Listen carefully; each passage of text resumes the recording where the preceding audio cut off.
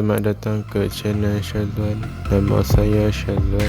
Silakan klik tombol subscribe. Dalam video kali ini kita akan bercakap tentang tombol ini yang selalu kita jumpa di dalam software DaVinci Resolve.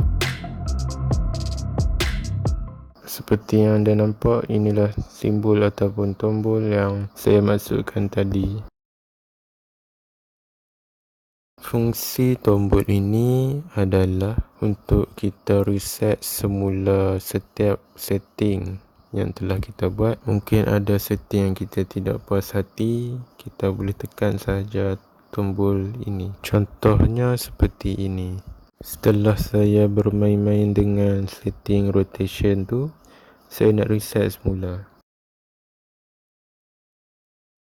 Anda hanya perlu tekan butang reset ni sahaja. Tengok, dia dah kembali seperti asal.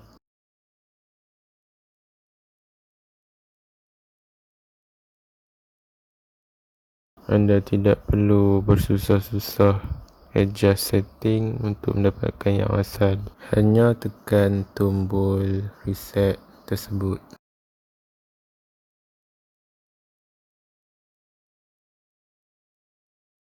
Mudah dan cepat.